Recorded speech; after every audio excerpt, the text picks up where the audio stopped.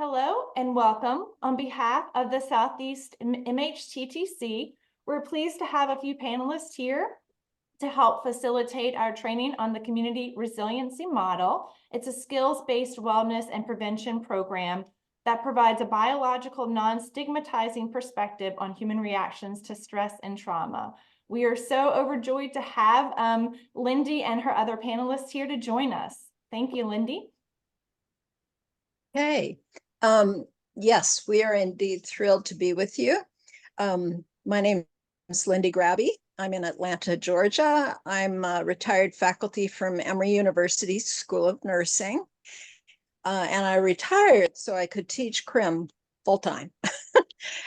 We are doing some super exciting things and want to let you know about those.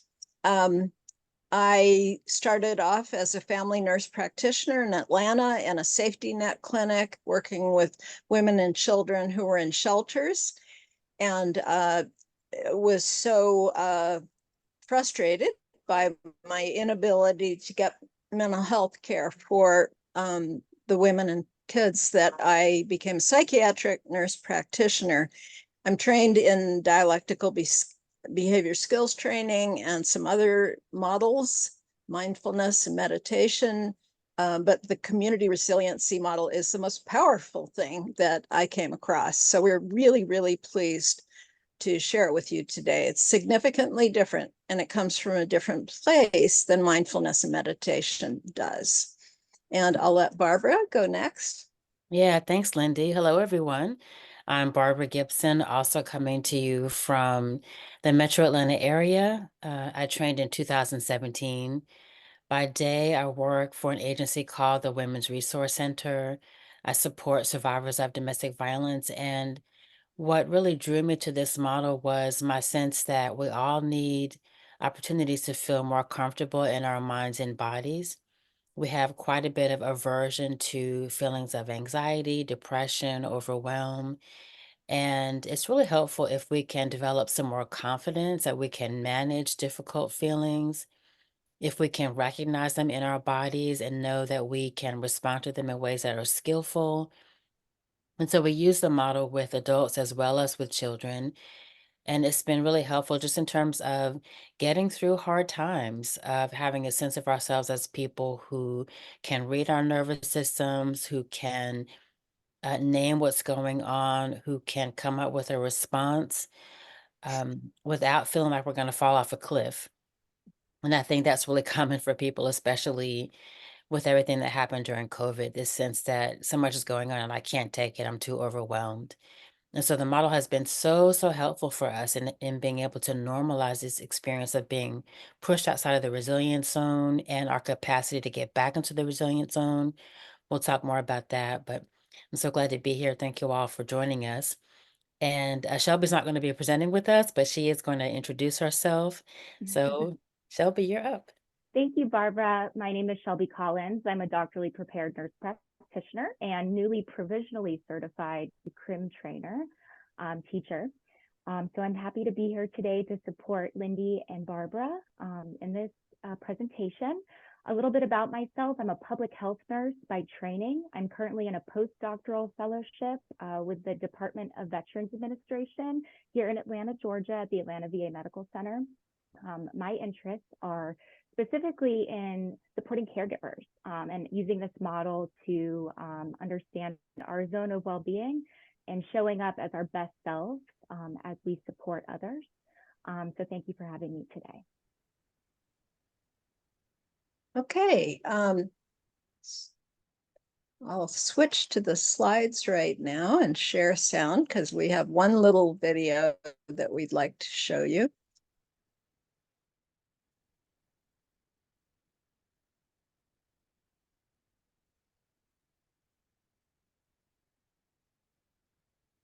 Okay, so Barbara and I did not invent this.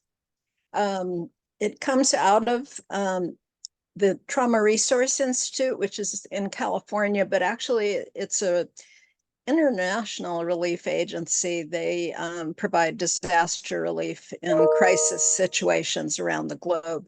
So I hope you look at their website because they're doing a lot of very, very wonderful work. Elaine Miller-Karras has written a book about CRM as well as TRIM. So for those of you who are therapists or counselors, you can be trained in what is this model, CRM, plus some somatic, trauma processing skills on top of it. The CRM is not therapy at all. It's a self-care. And these are simply a series of concepts and wellness skills that anybody can practice.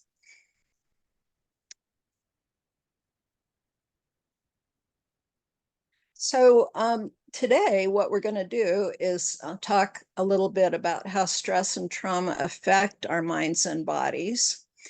The key cornerstone concept of CRM is called the resiliency zone.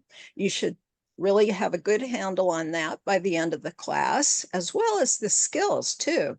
So we hope that you will be able to consider yourself what we call a CRM guide, which is simply teaching one-to-one about the resilience zone and the skills that you can use to stay in the zone, widen the zone, get back in the zone when you're knocked out.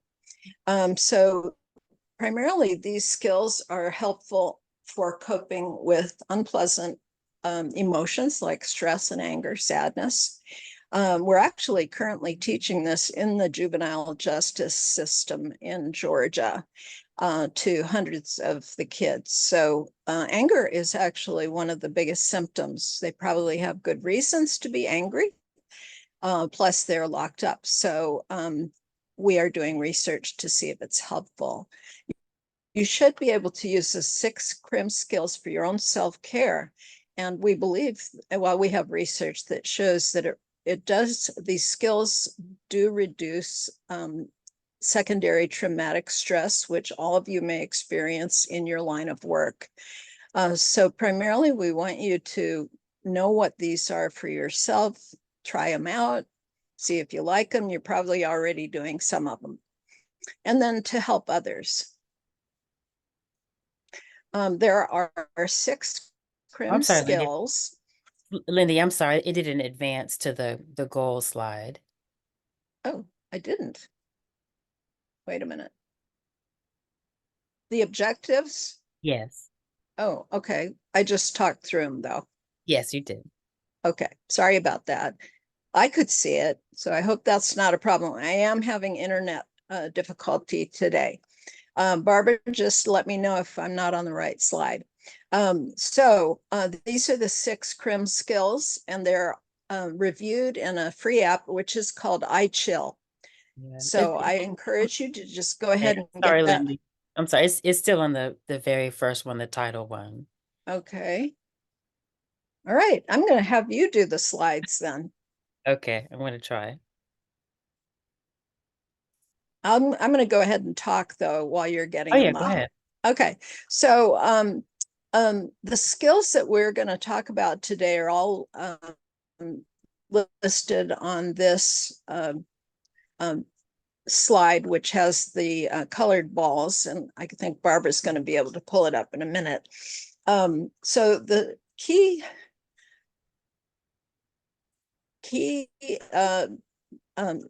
skill is called tracking, which is in the center. Okay, so there it is in the center. And tracking is simply being aware of physical sensations in your body. Okay, your body is already doing this all the time. It tells you when you're thirsty, it's time to have a sip of water, time to run to the bathroom, time to eat, time to rest. So that's all tracking is, but to do it on purpose and intentionally is different. And that's what we're going to introduce for you today. It's kind of novel. So we have various suggestions along the way how to kind of ease yourself into it.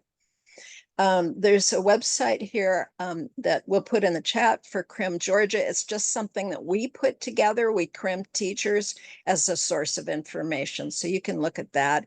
And there's the iChill app, and it's in Spanish, Ukrainian, and also in, well, of course, English. Next slide.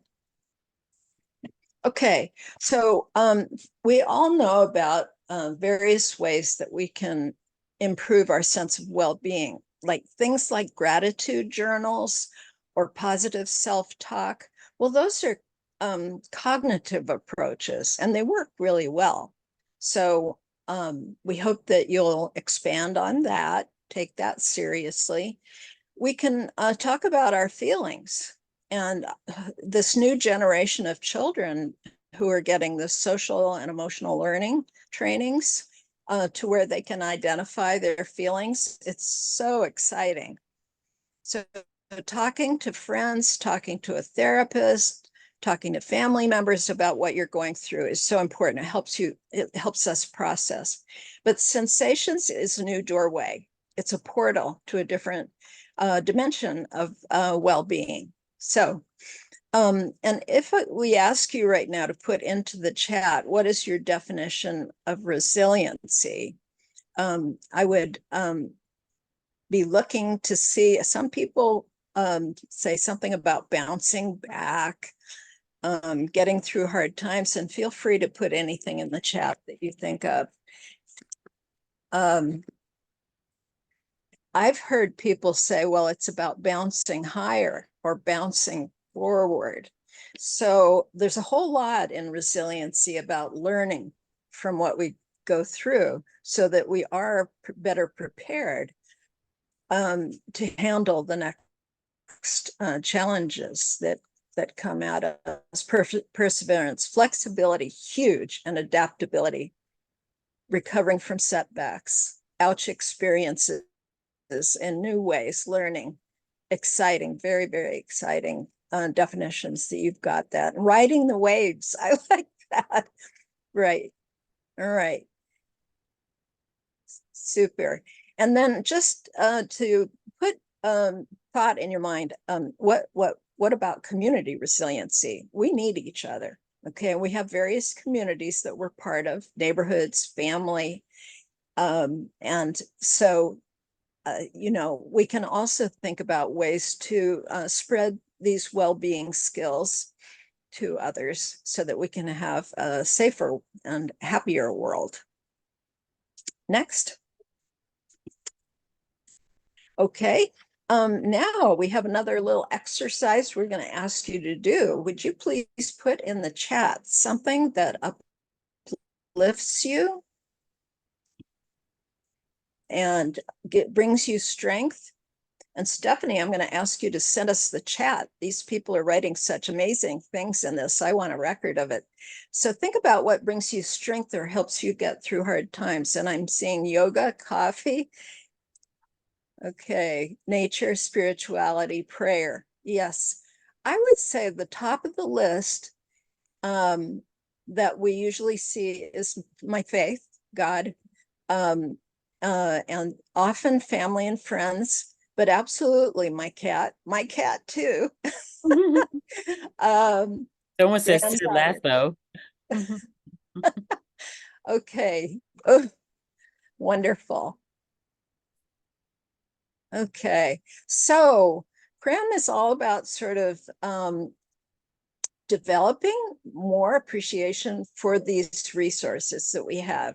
And we have a very specific resourcing technique that we're going to be teaching you, which you will be able to use actually conversationally with other people. Annalisa put in music, being in nature, and very often it's a certain place in nature. And music is so important. I can tell you that for the young people that I've taught in Atlanta, music is just enormous.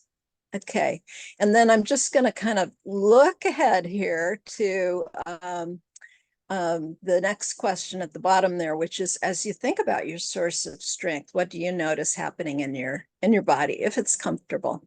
So really exciting additions to the chat. Thank you so much. Okay, next slide. All right, so we are in the middle of sort of a paradigm shift. The conventional view of looking at mental health problems as well as substance abuse and all kinds of social problems, and we're really sort of separating them out rather than not seeing them for how they are actually enmeshed in each other, and sort of blaming people for their problems. And even in nursing students, I very often used to see young students who thought that use of substances was just bad choice, and it's quite a lot more than that. Because of what's called the ACE studies, adverse childhood experiences studies, we've shifted into that trauma-informed space, which has a totally different level of awareness. And people really have been through a lot, and we will briefly talk about that. But most people have had traumatic experiences in childhood, and then of course we do as adults as well. So we need to help people understand how that impacts the child and adult development. I think there's a far greater understanding. So we've gone from the question, what's wrong with you, which pathologizes everything, to what happened to you, and which is a totally different framework. But CRM really takes it to a new level, into an action level, with the assumption that people are resilient and that they can learn how to take care of themselves. And this can be cultivated, and it will reduce their suffering, we hope. So the question is, what's strong about you? What's right about you? Okay, next. So these skills, I mentioned that it's really not from the mindfulness meditation tradition. It comes from the tradition of body-based psychotherapy or body psychology. So it's an entirely different approach. And actually, although I love mindfulness and would recommend it to anyone to widen their resilience zone, CRM is like being in the HOV lane. It's like a high octane kind of mindfulness because it's purely physical. We don't go directly to thoughts and emotions. We're more focused on sensations. So it's entirely based on the biology of the nervous system. It is pretty much acceptable anywhere, and has been used in about 75 countries and ages, well, from prenatal up to 104, as far as I know. We love it because it can be taught quickly and give people skills immediately. And then what you'll see is it kind of normalizes the common stress responses that we have. Not saying they're good, but that we need to be aware of what's happening to us and why we're doing things. So this is a very destigmatizing model, and also depathologizing, and hopefully will also increase the acceptance of, for example, therapy or medications, if sometimes they are needed temporarily or permanently. So this is like just sort of opening up this other way of looking at things. All right, thanks, Lindy. So next we're going to move into the very first concept, which is key concept 1, the resilient zone. And so you see that there are 2 diagrams here. There are the blue lines. I like to think about these blue lines as representing our capacity. And then there's a red line, and inside it, you notice that it kind of has a wave there. Someone talked earlier about riding the wave. So we have these ebbs and flows. This is our nervous system. And what happens is, as we move throughout our day, we experience a charge and a release. So there's a preparation for action. We're kind of getting ready to get the day going. We're getting ourselves ready for work or for class. We need more energy, and that's the acceleration of our nervous system. And then we might have a period of rest. Maybe we've gotten to work, we're drinking our coffee, we're laughing with coworkers, maybe we're looking at a video, cat videos. People like to watch those. we might notice that there is a slowing down of the nervous system. So we're in the parasympathetic phase of our nervous system. We have these ebbs and flows throughout our day. Um, we also have different capacities. So, for example, if we've been well rested, if we've had enough to eat, if we're getting along well with our spouse or partner, maybe our zone will be wider. If maybe things are kind of rocky for us, if we are very stressed, if we have a lot of pressures, a lot of deadlines that we're facing, tired, we're not feeling well, we might notice that our zone is a bit more narrow. And of course, as Lindy was mentioning, this is all normal. It's based on our biology. We can expect to have periods of waxing and waning. We can expect to have periods when our zone is wider and also when it's more narrow. And what we want to be able to do as we're learning to track our nervous systems is recognize when, well, first where we are, and then recognize when we are in the zone so we can do more of whatever's keeping us there, as well as recognize when we are out so that we can bring in some skills that can help us get back in.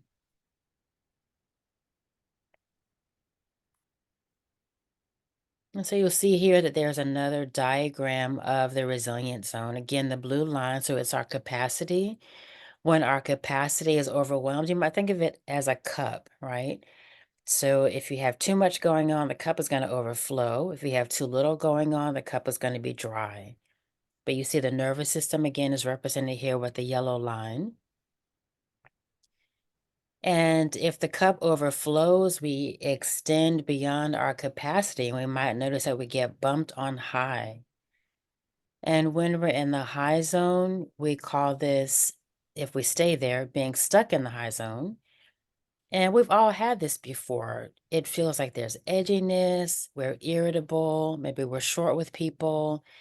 There's mania, anxiety, and panic. We've all had this experience of feeling like our nervous system is just kind of revved up on high. We're moving too fast. We can't seem to slow down. We're breathing fast. And maybe when this happens, there are angry outbursts. Maybe we say things that we regret later. We're impatient with people that we care about. There might even be pain. We might notice that there's tension or tightness in our bodies. Maybe we experience a headache. These are all things that happen to us as human beings. And again, we want to normalize these experiences. We want to encourage you to track what's happening in your body because as you notice what your experience is, you can then bring in some skills that help you get back into the resilient zone. And again, we're normalizing this idea that everyone does get bumped out on high and that we also will get bumped out on low. So, what does low look like? Maybe there's depression, there might be sadness, isolation. Being around people can be really, really hard if we're pushed outside of our zone. And being in the zone when we are using all parts of our brain in concert is when we are more available for connection. When we're bumped out on high and our lid is flipped, which we'll talk about later, we're less available for connection. There might be exhaustion and fatigue.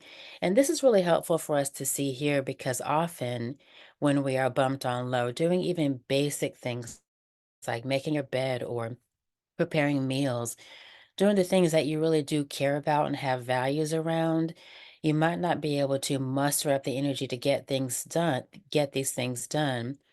And what happens then is we really get down on ourselves. We really beat ourselves up. The inner critic kind of runs amok here. Why can't I get it together? What's the matter with me? Um, and again, what we want to be able to point to is this biological response. It does not mean that anything is wrong with you. We want to move away from that conventional way of looking at how we're behaving more toward a trauma and resiliency informed lens. So what I'm experiencing is a biological response, and I need to bring in some um, biologically based skills that can help me feel better so that I can get back into the zone. Now, again, one final thing is that all people are going to get bumped out of their resilient zone. We're all going to be on high sometimes. We are all going to be on low sometimes. What's most important is to recognize that we are there and to not stay there. Go ahead, And Lindsay. I just wanted to add a couple things and I'm sorry I got kicked off. Oh, So I'm no. very grateful that you're here, Barbara. So if you take a look at what's in the boxes on the high zone or the low zone, some of those are medical diagnoses, aren't they? Anxiety, panic, mania, depression. And those are cultural concepts. Not all cultures have those diagnoses at all. And so what's nice about this model is it kind of brings in some of the signs and symptoms of being in the high zone or the low zone, which are pretty universal. So anybody can understand it. And in the travels of Elaine Miller Karras in different countries, people say the same things when they talk about being bounced out on high or on low. It's that edginess, irritability, or down below, that sense of isolation and depression. So the important thing to know is if you do get stuck in the high or low zone, that's when you need help. And also anybody else who who appears to be stuck outside their zone. Unfortunately, that's when suicide happens because people don't think they're going crazy and they don't know that they can feel better. And so they prefer to end it. And this is when we need to intervene to help people. And so this image, I think, is so it normalizes stress responses. And so I believe it can make more acceptable reaching out for help too. There's so much stigma around mental health care. There's so much fear among healthcare providers as well as ordinary citizens. It's understandable. So what we're all ambassadors. We need to destigmatize mental health care. Okay, thanks, Barbara. Yeah. So when we were talking about the ebb and flow of the nervous system sort of preparing, and the arrow was going up and the arrow was going down, I like to think about this as the accelerator and the brake of our nervous system. So if we think about sympathetic, it prepares us for action. As we're getting ready for work, we are doing things, we are moving forward, we are using our energy. And so this is sort of how it works every day, but it also works if we are maybe running from a threat, a perceived threat or a real threat. And in this instance, we might notice that our breathing rate increases, our heart rate increases, our pupils dilate so that we can see more clearly, and then also that our digestion and our saliva go offline. A good example of this might be if you're doing something like public speaking. Many people have a lot of anxiety around this. We notice that there's sympathetic activation then, and then we notice because the saliva has gone offline that our throat becomes dry. And so that's a really relatable example that we can notice in our own bodies and be reminded as we are thinking about this about how it's biology. We don't tell our salivary glands to stop producing saliva in that moment. It just kind of happens. The body does this for us. It prepares us for action. And then there's the parasympathetic, which prepares us for rest. And that's sort of like the break of the nervous system. And in that instance, we might notice that our breathing rate slows, that our heart rate slows, and that our digestion and saliva come back online. So we've all had this experience maybe of being really overwhelmed and you lose your appetite, you can't eat. And then all of a sudden you notice, oh, I'm hungry again. So that's another really relatable example where we've seen how our body kind of steps in. Um, and prepares for what needs to happen in the moment. What's really important here, though, is that we have to have some flexibility in our nervous systems. And so we really need to be able to, when we are on high, get our foot off of the accelerator. And when we are on low, get our foot off of the brake. Because if we don't have flexibility in our nervous system, what might happen? We might find that we have sympathetic activation when we're trying to maybe interact with our loved ones or when we're trying to prepare for sleep. And can you sleep when your foot is on the accelerator? No, you're not able to rest. And likewise, if we have our foot on the brake and we need to kind of prepare for a presentation or we need to get a project done or even things around the house, we can't get our foot off the brake, then we're not able to get things done. So we have to be able to recognize what's happening in our nervous system through tracking, and then bring skills to our experience in the moments that we can be our best selves. We can be available to show up for the activities of daily living. And so what happens when we're pushed out of our resilient zone? And I just want to invite everybody to include in the chat what might be some common emotional reactions. And then on down the line, what might be some ways you think when you are pushed outside of your zone? How might you behave when you're outside of your zone? How might you relate to other people or even to yourself? And what might be some common spiritual reactions? And as you share, I really want to invite you to kind of notice the likely similar responses that you offer. And what we found is that in offering these skills throughout the world is that often people share very similar responses. So in terms of emotional responses, some of them are often similar, or physical ones. And here are some good examples here. And so as you're thinking about what these responses might look like, you might recognize things that you've seen in yourself or things that you've seen in other people in terms of thinking. Maybe there's paranoia, there might be distorted thoughts. As Lindy just mentioned, there might be suicidal thoughts, this sense that this is a permanent way of being and things are never going to get any better. There might be depression in terms of spirituality. You might feel like, whoever your higher power is doesn't care, is not paying attention, that this is happening on, if you believe in God, on God's watch. And so what does that mean about me? I'm abandoned. Or it might mean that you have an increase in faith, that you are really relying on your higher power to help you get through. In terms of behavior, there might be addictions, which we just talked about, eating disorders. In terms of relationship, again, irritability, clinging, maybe you feel angry with other people. And in terms of physical, again, if your nervous system doesn't have that flexibility, you're not able to sleep because you're still kind of preparing for action. And thinking too about the digestion, you might have stomach upset, you might have rapid heartbeat. So, looking at this list really again helps us think about what happened to you, not what's wrong with you, that these are ways that the body shows up, and we can have more compassion for ourselves and our responses. And when we recognize that these are ways that bodies respond. So now to skill 1, tracking. So I would like everybody to do something right now. Put your hands together. I'm going to ask you to rub them together as fast as you can, and then open them up and put in the chat the sensations that you feel.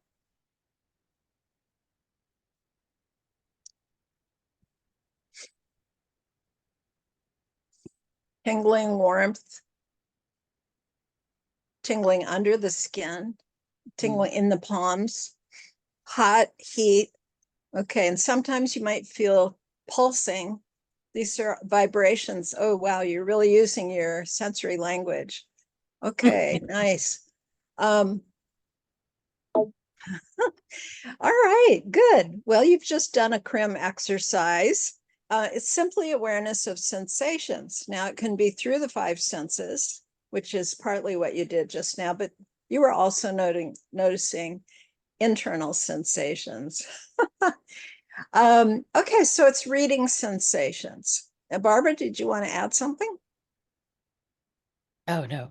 No? Okay, I see your hand up. Now in CRM, we're going to ask you to sort of check out something, determine if the sensation is pleasant, unpleasant, or neutral. So you might notice that the tingling was neutral, maybe pleasant, I don't know, maybe unpleasant. But when we identify sensations that are pleasant or neutral, we're asking you to sit with them, stay with them, notice them just a little bit longer, just a few moments. So when we can start learning how to tell the difference between sensations of distress and well-being, we have a choice about what to pay attention to us. too. So this is also noticing the difference between negative emotions and a sense of well-being. So it's all has to, you know, we can register sensations for all of those things. I mean, we have a choice about what to pay attention to. And there's a famous saying, which is that between stimulus and response, there's a space. It's Viktor Frankl who is said to have written this. In that space, we have a choice. And in that choice, we have freedom. So this is so exciting because with CRM, or, you know, what you're already doing, but to bring more awareness to it, you will sense that there's this difference and that you have a choice. Okay, so developing the language of sensation, you already were trying it out there with your vibration and tingling and so on. It turns out that there are sensations that underlie every single emotion. This piece of research was done by 4,000 people in 100 countries. So this is the universal, these body maps. They were shown images or video clips or text which elicited those emotions. So as you can see, the yellow and the red represent areas where they felt in their body energy or activation. Black is neutral and blue is a loss of sensation. So people all over the world drew similar maps. Well, if you look at happiness and love, look at this diffuse kind of increased sensation, feeling of being alive, really, with happiness and love and pride. So, and then when you notice that you're having those sensations, we'll say, you know, sit with them a little bit longer, enjoy them, notice where they are in your body and characterize them maybe. Take a look at anger, though. Look at the fists. Think about fight and flight. The feet even are lit up. A lot of activity in the upper torso and the head when we're angry. If we can identify where we're feeling angry or anxious, look down below, the anxiety one. That's one I am very good at noticing. When I'm anxious, I localize it and I may characterize it. So it's like a ticklish feeling in the top of my abdomen, tight across my back, something like that. This actually gives us more of a sense of control when we're distressed. So we're hoping that the kids in the juvenile justice system will really try this out. Look at the blue, sadness and depression. And I believe, you know, with depression, we're so de-energized that it is very, very hard to feel the strength to get up and do in small things, doing the dishes, right? Can't get out of bed, can't get off the couch, can't turn off the TV even. So these are when we're stuck in the low zone, and some of these are when we're stuck in the high zone. So we hope that you'll sort of start keying into your body language, what your body is telling you, because we can learn so much. These people have a new article out, which is on the different kinds of love. So that's a fascinating one if you want to take a look at that. Next. Here is just a list of starter sensation words. We're already pretty good at identifying pain, aren't we? And temperature, right? But one good way to key into body sensations is through the muscles. Simply noticing if your muscles are tight or loose or constricted, rigid, so on.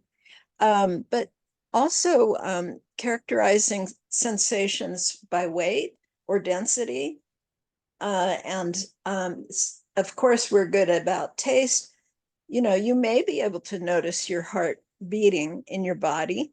And you can track that if you're comfortable, and certainly breathing. Now, most mindfulness classes focus on breathing, but in CRM, we actually don't recommend any particular type of breathing. And the time that we that we notice the breath, maybe when we're thinking about that thing that brings us strength, the cat, the place in nature, your faith, okay?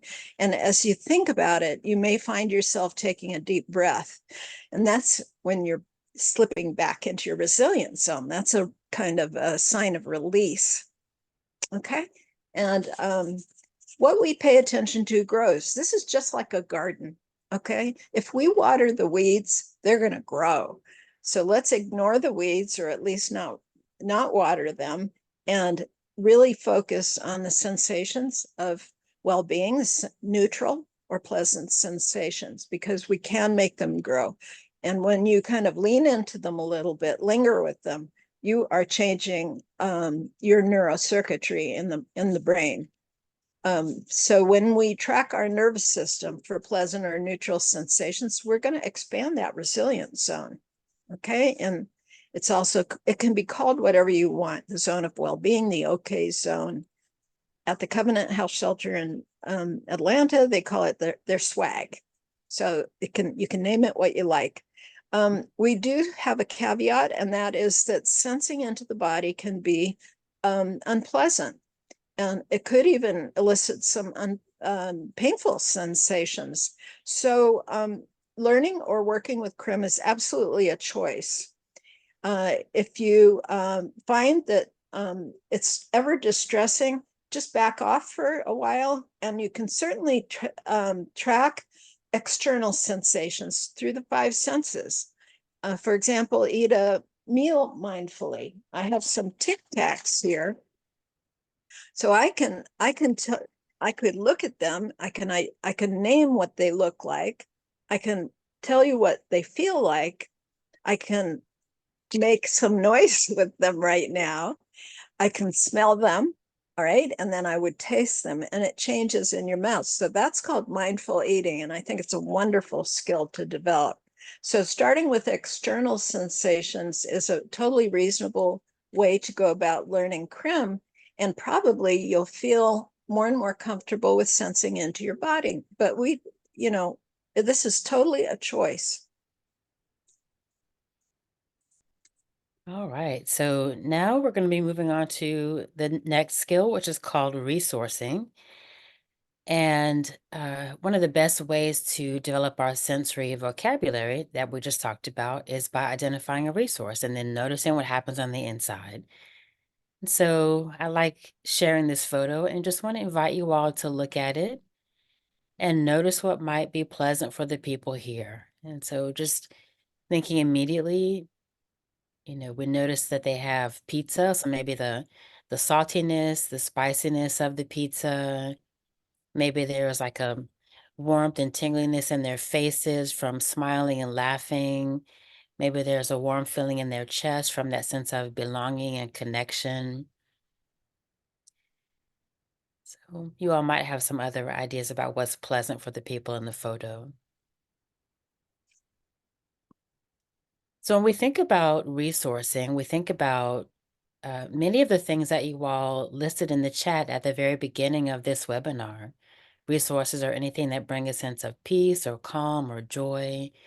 That can be real or imagined. That can be internal or external. And so you see this lovely nature scene here. Maybe if you have a special place that you like to go, when you think about being there, you can notice what happens in your own body. Maybe the sound of water, or what it feels like to have the sun on your skin, or a nice breeze. Or maybe it can be imagined. Maybe you love Marvel Comics or DC Comics, and you love Black Panther, and you imagine that you're somewhat like Black Panther in some way. Or it could be something about you. Maybe you think of yourself as patient or a fast runner, or a really good cook. And thinking about these things as you do, noticing what happens in your body, if it's pleasant or neutral, then you can stay there. And that's one way of watering your wellness. And, as we think about resources, we want to be mindful that they have many natures. And so maybe if one of your resources is a person that you have a really close relationship with, maybe that person is no longer in your life. And maybe thinking about this person where it was previously pleasant or neutral, maybe sometimes now is unpleasant. And so we want to be able to recognize that that can happen. And we certainly don't want to ignore it. We want to acknowledge that the sadness is there. And maybe if we feel like we have the capacity to ask ourselves some resiliency questions. So if it's an aunt, what did you love most about your aunt? Or what might your aunt have said to you? What kinds of things did you like to do together? And as you do that, can you notice the shift? Because we do have a choice about what we pay attention to. So yes, the loss is there, but also the lovely memories that you shared are also there. And can you pay attention to that? And as you do, can you also notice what happens in your body? So we're going to have a moment now to practice some resourcing. And Shelby, if you are willing, I'm going to invite you to resource with me. Sure. And could you go to the next slide so that people can follow the script? Yeah. So we'll just really briefly have a chance to practice, and you do see here the way to do it, so that you all can have the opportunity maybe to practice it with people in your own life. So, hey Shelby, how are you? It's really nice to see you Hey, again. good to Yeah, see you too, Barbara. yeah, thank you. So, I've just done this training. It's called the Community Resiliency Model, and we learned about something called resourcing and tracking. And one of the best ways to kind of learn what it's like to pay attention to what's happening in our bodies is to do something called resourcing. So I want to just invite you to share with me something that brings you a sense of peace or calm or joy. So for me, it's probably the beach. The beach. Oh, wow. Okay. Tell me more about that. Well, I grew up near the beach, Mhm, so I have a lot of happy memories there. I also just enjoy being out in the sun, swimming, mhm. um, and it's an ideal vacation spot for me now if I have the chance. I noticed that you're smiling as you're talking about the beach. Is there a particular time that really stands out for you that you've been to the beach? Yeah, I think most recently my family had a little bit of a reunion, which it was nice, to spend time with them and also enjoy the outdoors as well. Mhm. Um, Yeah. Do you remember what the weather was like? it was perfectly sunny, which is good and bad at the beach because sometimes you need a little bit of respite from the sun with some clouds. But it was a gorgeous day outside, a clear blue sky, Mm, um, and super bright. super bright. Yeah, nice. And so as you're telling me about the beach, Shelby, what are you noticing on the inside? I noticed tension that was in my shoulders relaxing, kind of melting away. Um, a sense of warmth even on my face as I was talking about how the sun was really bright, almost like I could sense the sun on my face, even though it's a very dreary, cloudy day here Yeah, in Georgia. yeah, Um, but mostly just a sense of that tension melting. nice. And was that pleasant, unpleasant, or neutral? It was pleasant for me. It was pleasant. Yeah. So I just invite you to stay with those sensations for just a moment, remembering the perfect weather and the blue sky and your family.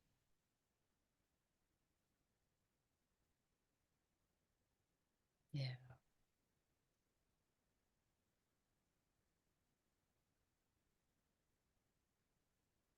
And I would encourage you because I'm just noticing your smile there. If you ever notice that you want to widen your resilience zone, or if you get bummed out, just invite you to bring up some remember memories about the beach and the weather and your family, and notice what happens in your body. Thank I'm you. feeling more warmth on my cheek here. You are. Yeah, yeah, Thank you. yeah. Thank you for sharing. I noticed myself also, Yeah. Feeling pleasant sensations as I'm watching you. Oh, thank you. And so, as people who are learning the community resiliency model, we are going to be CRIM guides. And guides are people who share the wellness skills with other people. And so there are some things that we should know as guides when we are listening to other people talk about their resource or their experience of being in their body. We don't interpret anything, we don't assume meaning. That's really for the other person to determine. And so, I saw Shelby smiling, or Shelby talked about having, noticing that the tension was moving away. And I could maybe assume that that was pleasant, but I shouldn't. It's important really to ask the person that you are guiding what their experience is, because when we're talking about tracking, we're talking about reading our nervous system. And our nervous system is our own, so only we can read it. Only we can determine if what's happening in our own nervous system is pleasant, unpleasant, or neutral. And as guides, we are helping people read what's happening in their own bodies. We are supporting them to have their own experience. We're not having the experience for them. While we are guiding them, we are with them as they're doing it. And in order to support them in doing this, we're asking open-ended questions because we really want them to have this period of discovery. We want them to be able to go within and notice and name what's happening. And we want to give them some time to let the sensations develop. So there's a tendency for all of us culturally to kind of go fast, to fill in the spaces. There's a lot of discomfort with silence. Um, Track yourself as you're supporting someone else. Let the silence be there so that they can be in communication with their own body as the sensations are developing. We're non-judgmental, so maybe if we're expecting someone to say it was pleasant and they say it was unpleasant, that's okay. And we want to observe and stay one step behind, so we do not direct. We want the experience again to be for the person who we are guiding. And we want to also think about how we might bring in some resiliency questions, especially around these things that can be painful or difficult. So if there's a crisis, this comes up for me a lot as people who support survivors of domestic violence. Can you tell me the moment you knew you had survived or when help arrived? Who or what is helping you the most right now? Because of course, when we're in our sympathetic activation, we want to kind of continue with that story where we are on high, and being able to bring in some of these questions can help our nervous system catch up to where we are right now. So it might be difficult to think about the fact that this really painful, scary thing happened. And at this moment, at this time, I am safe. And these kinds of questions can help us catch up to that. It can help us realize that we are okay right now. It can help bring the break of the nervous system. Or when there's loss, as we just talked about, resources have many natures. And so, what words of encouragement might this person have said to you? What are some of your memories? Because the loss is still there, yes, and the experiences that you share together are also there. So, can you hold space for both? And as you hold space for both, does it feel okay to pay attention to the more resiliency focused aspects of the resource? And then finally, questionable resources. So, especially if you work with young people or people who are dealing with substance misuse, they might bring up alcohol or drugs as a resource. And certainly, we don't want to cut off the conversation. We want to continue to develop rapport. So we might expand the resource. We might ask them about where they use or who they use with, and then maybe the place or the people might be the resource that we develop. That was my situation with one of the youth in the justice system in Georgia. Smoking weed was his resource. But then he told us about a place that he went with his friends, which was really pretty cool. And so he described that. That was his resource. Mhm. Yeah, I had a similar experience with one of the youth at the the youth detention center talked about taking a car that did not belong to him and going joyriding.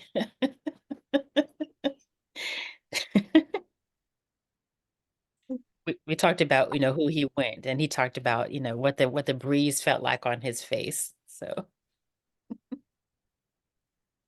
Okay, so we're going to get into a little bit more biology. Next slide. It's helpful to think about the upstairs and downstairs brain. And I want you to take your hand and just think of your arm as the spinal cord, your wrist here as the survival brain. This is your brain stem. So fight and flight are located here, but also all of our maintenance kinds of things, like keeping our heart beating and eating and sleeping. Cross your thumb there. That's the limbic area. This is Dan Siegel's model. And he talks about how this area is really the seat of emotions, the attachment, memory, etc. And the tip of your thumb, if you like, is your amygdala. So that's sort of your smoke detector, warning us when we're in danger. Finally, overriding that is this little part of the brain, the big part of the brain for humans, which is the cortex. So decision-making, planning, language, values, and so on. So we want the three parts of the brain to be synchronized. And that is actually by EEG what happens when we are feeling happy, or when we're using a CRM skill, we can bring the brain on board. Now, when the limbic system and the survival brain get messages of threat or danger, we get the brain is basically hijacked by these lower centers, and the top part of the brain, the cortex, goes offline. So you literally flip your lid. Okay. So what we do with the CRM skills is we're going to bring that cortex back online. That is actually what's happening. And we've got some new publications that go into that in some detail. So it's a way for you to put these three areas of the brain in sync, and the brain and the body. So when you're outside your resilience zone on high or low, that's when you flipped your lid and you no longer have access to the cortex. So we have to do whatever we can do to get back on board. Next slide. This is the hand model of the brain, and I just showed it to you, but the YouTube, you get a PDF of these slides, and that has just a 2-minute, and it's absolutely superb. He does this beautiful hand brain model for parents. Next slide. So where is all this happening? Look at the picture of the brain, and you see that little piece of green material here. That's the insula. So this is showing up now on deep brain imaging. It wasn't 20 years, 30 years ago. So there's a great deal of interest in the insula right now.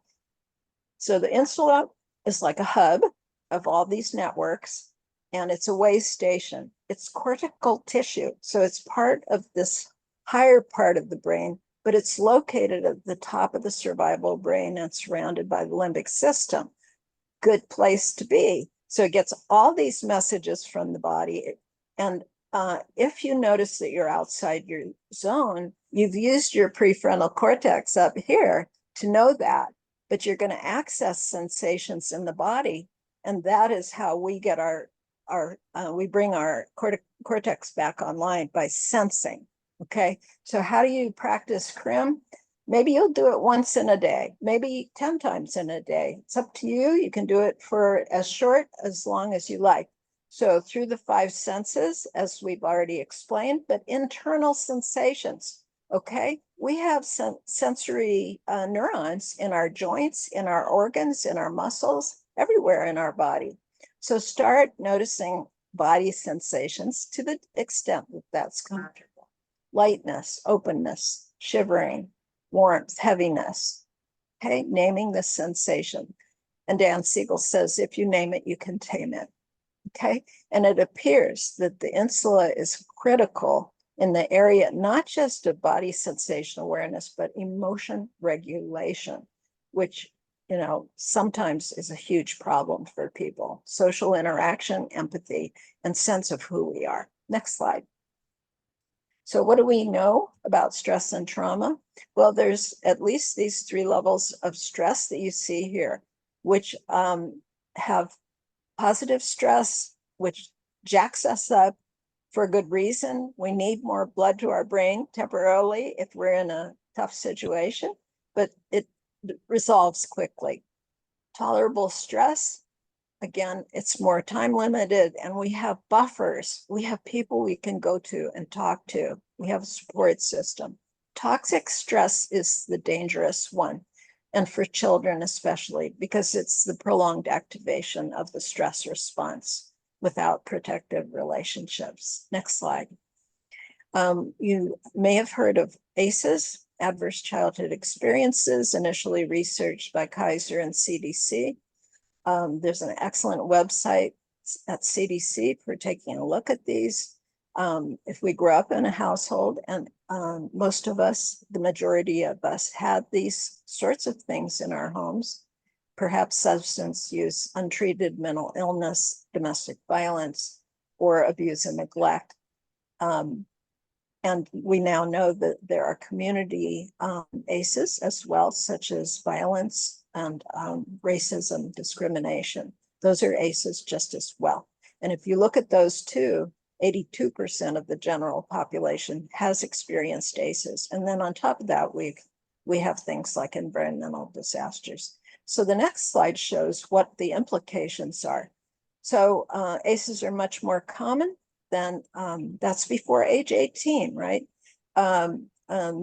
Majority have had ACEs, and for a large number of people, we've had multiple ACEs, and the implications on our health lifelong are significant. And take a look at the ACE website. And not just in mental health problems, possibly, but also in chronic disease. Heart disease, diabetes, and cancer are also implicated as you look through the decades of people's lives. We now know, though, that ACEs can be counteracted in childhood. Adversity is not destiny. You may have had all of those ACEs, but if you've had some other compensatory factors, the sky's the limit. So, and we do believe that practicing CRM can be healing in a way. Next slide. Those are the positive childhood experiences that counteract ACEs. Please take a look at that, because especially 2 non-parental adults who showed a genuine interest. You may be that adult for some people, some children. And we'll go on to grounding now.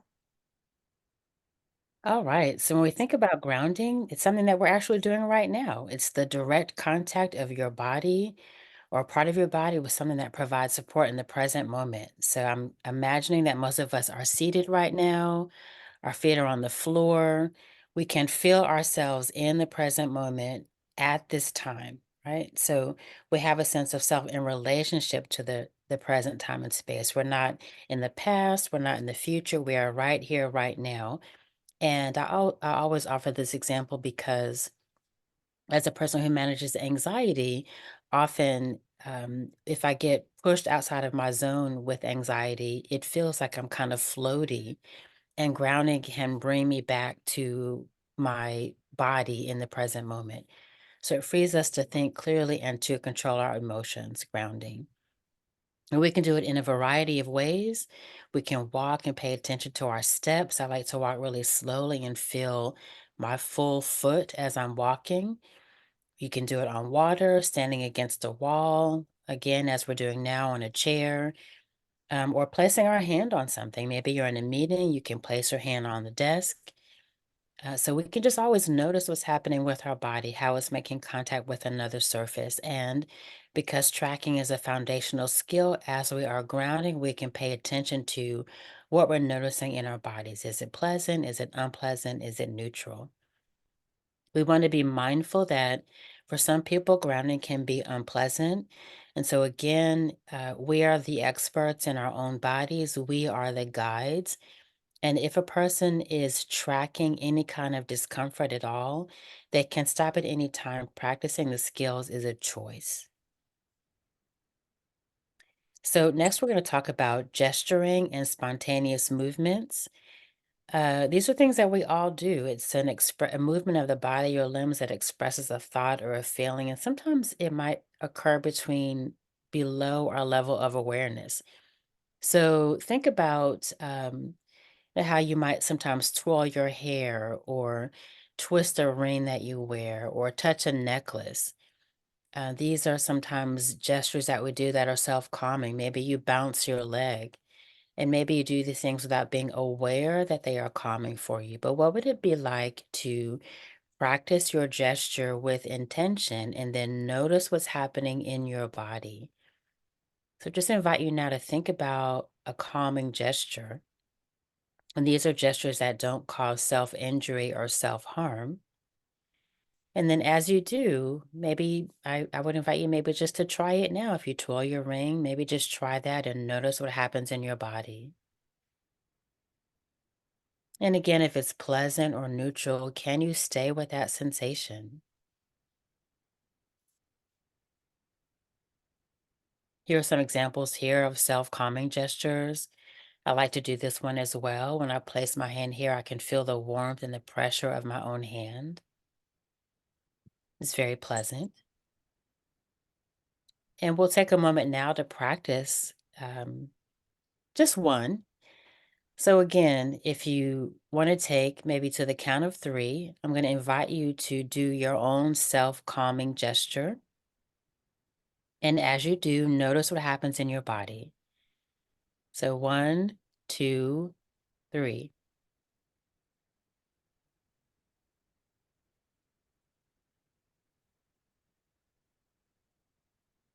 And if you did a gesture that felt pleasant, I would encourage you to practice that again on your own time. And so now into skill 5, which is help now. We call these the emergency rescue skills or the EpiPen skills. So these are skills that we practice when we're really just kind of bumped out of our zone on high or bumped out on low. And maybe we don't have access to language then because we have flipped our lid. So this is not the place where you would ask a person about a resource, but you might ask a person to take a walk with you because these are ways to get reset. These skills help us quickly move back into our resilience zone or closer to our resilience zone. And we want to be able to practice these skills before we need them so that we'll know which ones might be helpful if we find ourselves getting bumped out.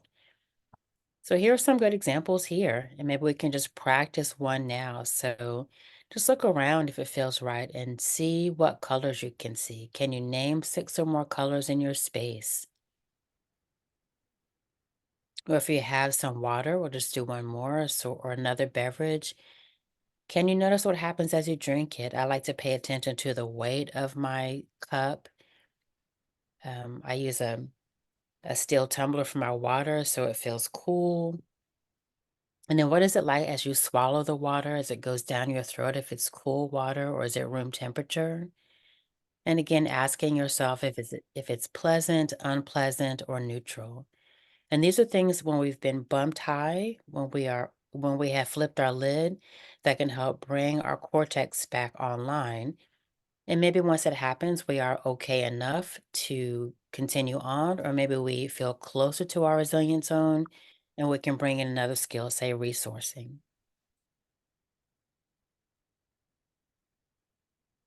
This is a diagram, a poster. We have this posted at the safe house where I work.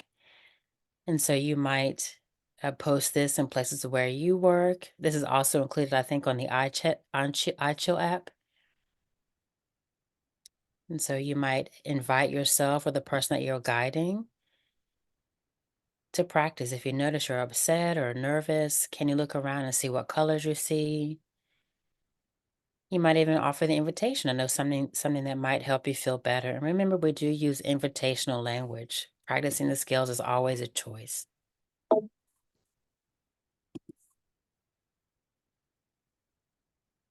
And so now shift and stay. This is our last skill. This is sort of like the capstone skill.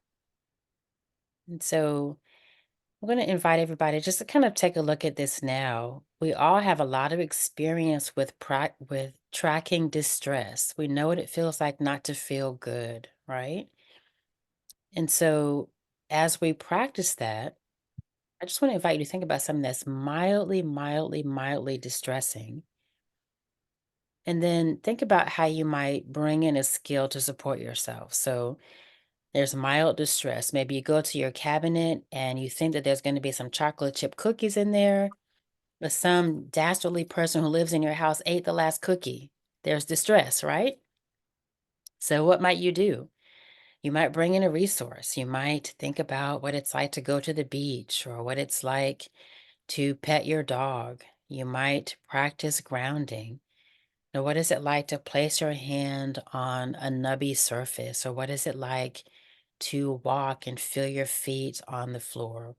What is it like to sit down and feel supported? Or you might bring in a help now gesture. So maybe again, looking around and seeing what colors you can see. Or maybe just what is it like to drink a nice cup of coffee? The weight of the mug, if you like sugar in your coffee, the sweetness, the weight of the beverage, the heat of the beverage, or to bring in a gesture. And maybe if your gesture again is to place your hand on your heart center and notice that. And because we are tracking with all of the skills that we are practicing, I'm noticing now that there's warmth here, there's pressure here, that my shoulders have dropped a little bit, and it's pleasant. So as you're tracking, you're noticing the shift from the unpleasant to the pleasant, and you're choosing to stay there because as you stay there, you're changing your neurocircuitry. You are you're watering your wellness, and potentially you're widening your resilience zone. So when we practice shift and stay, we track distress, we notice that it's there, and then we remember that we have a choice about what we pay attention to. So we shift using a skill to something that's more pleasant or more neutral, and we stay there for at least 12 seconds. And as we practice the skills, we want to be mindful that these are for us first, because one of the things that we can bring to other people because of mirror neurons is our own experience of being in our resilience zone. As I am in my resilience zone, I have a better choice of supporting you to be in or get in your resilience zone. So practice the skills for yourself first. And as we learn the wellness skills, we can help people realize, because this again is a biologically based model, we can't tell people to calm down. We have to support people to have that felt sense of safety and calm in their nervous systems. And as we recognize that this is about our biology, that we are wired to survive, that bodies do what they need to do to keep us safe, that bodies also do what they need to do when they recognize that they are safe, that it's about biology and not about mental weakness, that I'm not getting something wrong when my body has a response. It means that my body is telling me something, it's communicating information, and I can use that information to help my body connect to a felt sense of safety. I can help my nervous system catch up to what's happening right now. At this moment, I am okay. I can bring my cortex back online, and recognizing that this is a way that human beings are can help me have a sense of relief again, that I'm not getting something wrong, I'm not broken, that my body's responding as bodies will, and bodies also have an innate capacity for wellness. Adversity is not destiny, so I can help my body settle. Okay, and I can explain this. Emory University has been the site of the most recent CRM research, the first CRM research actually, and we do have 2 randomized control trials that it helps improve sense of well-being and reduce secondary traumatic stress. So this was from the first study of nurses. They were doing things like, touching their ring or the skin or their scrubs in order to ground themselves, actually. One was identified the pushing up against the wall, which has helped now. And you can see that under the conditions they used it, it was really under the most challenging of nursing situations, codes and horrible clinical situations with dying patients, but that they did get this ability to calm down and stay in control. Next slide. So this actually shows that when we're in the high zone, a lot of times we engage in behaviors that aren't very constructive for relief. But if we practice the skills, then we can move into the resilient zone, but it's only if we're in the resilient zone that we can help other people and do our jobs effectively. Next slide. There's the research, in addition to ours here at Emory, after disasters, these techniques have been shown to reduce incidence of PTSD. And actually, they have been used in the Pulse nightclub shooting and the Paradise Fire, etc., but not doing research then.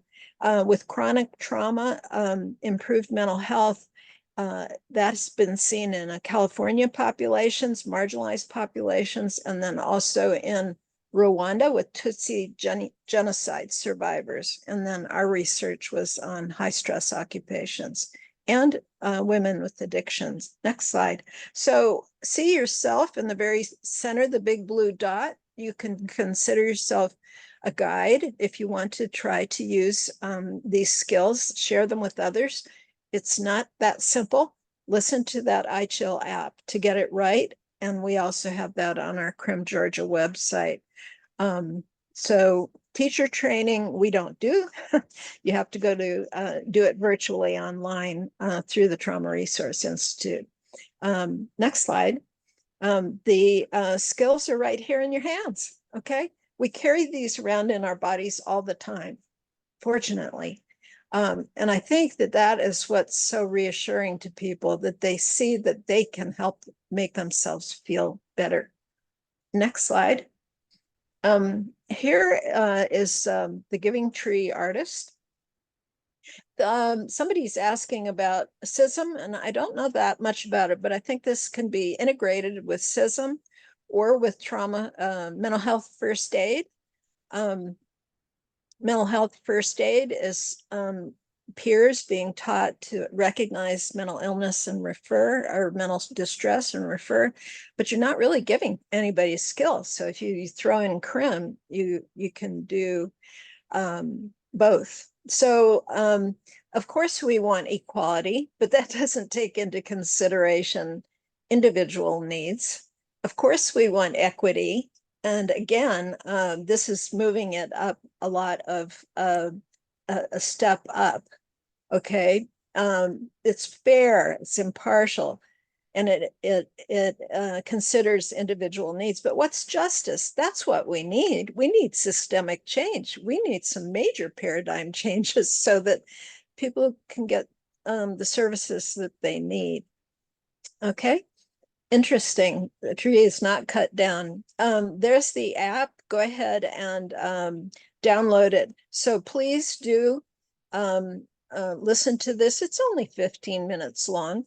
And that way, if you choose to use that little slide set that I put in, it's got the body maps, it's got the resilience zone, it's got everything you need to kind of explain it to your coworkers or your boss if you want to bring this to your site.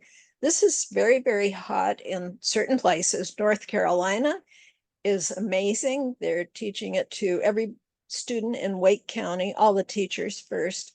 That's 140,000. We're teaching hundreds of kids who are incarcerated in Georgia. I currently teach for the Bureau of Indian Affairs, corrections officers, police officers on Indian reservations, and healthcare workers as well. And Barbara, of course, is busy teaching it in her center for her shelter for domestic violence, and Shelby's going to be bringing it to the VA. I noticed another person on the call, and I don't know if he's still here. John Richardson Love is in Virginia. He's also a CRM teacher. He has a wonderful hand-brain model. So you can search for his, and I can also put that in the chat too. Shelby, is there anything that you would like to add to? There's the research, so you can look at that at your leisure. You can get a PDF of this. And I'm glad to be in touch with anybody if they would like to communicate with me. Shelby, do you have anything that you'd like to add? Sure. I just wanted to touch on, I saw earlier in the chat, someone asked why community resilience model, why the name? And I really love that graphic that you had, Lindy, of the connections of starting with self, putting, your own oxygen mask on first. I know we touched a little bit briefly on mirror neurons and modeling, but the beauty of this model is that by practicing it yourself, you are passively diffusing it to others in your community, which is just so cool. So I highly recommend downloading the iChill app. It's a super useful resource just to familiarize yourself more with those skills and to be able to model and share them with others. So thank you for having me.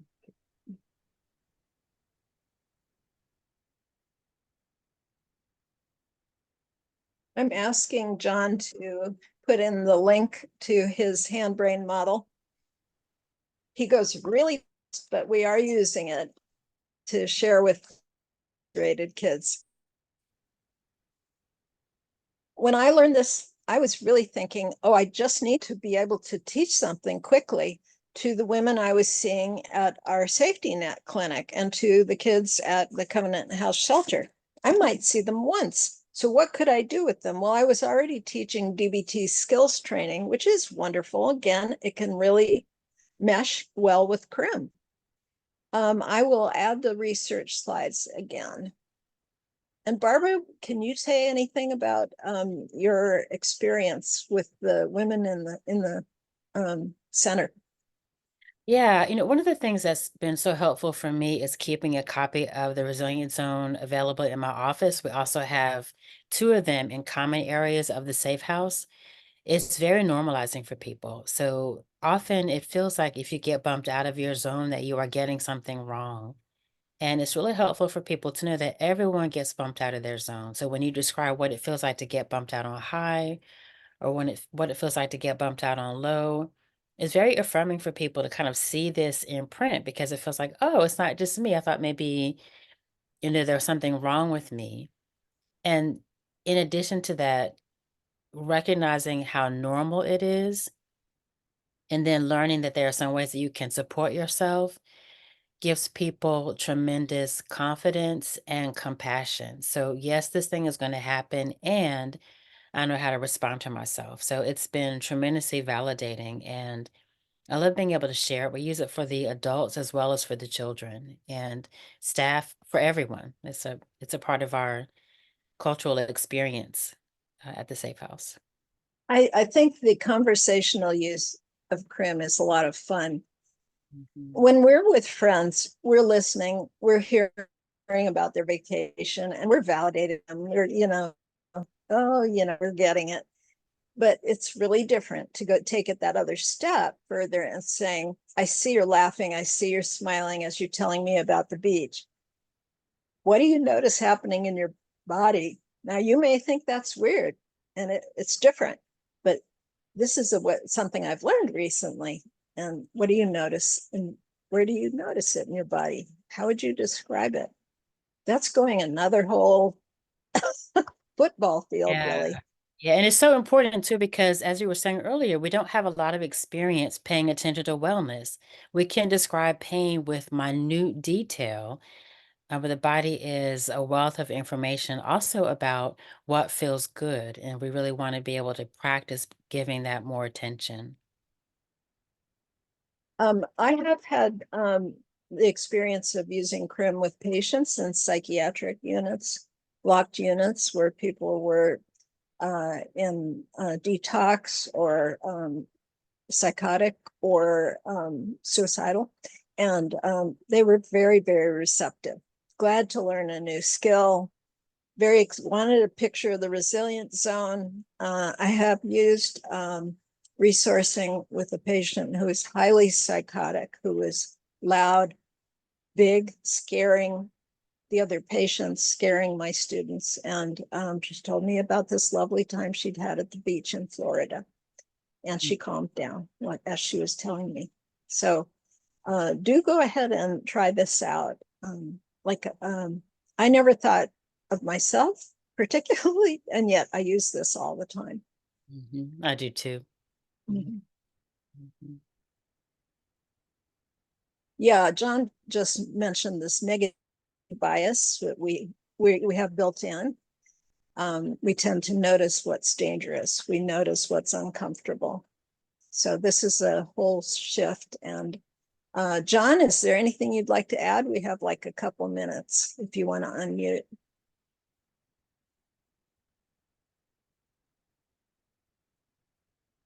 Maybe you can't.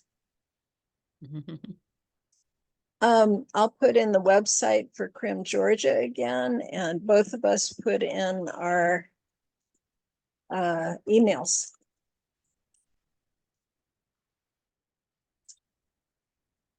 And the CRM Georgia website is really informational. I even have a donate button.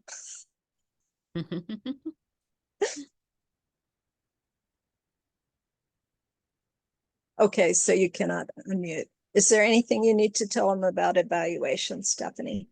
Yes. Thank you so much, everyone, for joining today's event. We are truly appreciative of Lindy, Barbara, and Shelby for facilitating today's event. As a reminder, please take a moment to provide your feedback by completing that quick SAMHSA required survey. You can find a link to that in the chat. We'll be posting the recording and the presentation slides from today's event to our website soon. So be on the lookout for an email from the Southeast MHTTC containing that link. If you have any questions and want to get in touch with their presenters, again, always feel free to email info@southeastmhttc.org. That concludes today's event. Again, thank you all for joining. Thank you so much, Barbara, Shelby, and Lindy for facilitating today. Thank you and enjoy the rest of your afternoon. Thank you.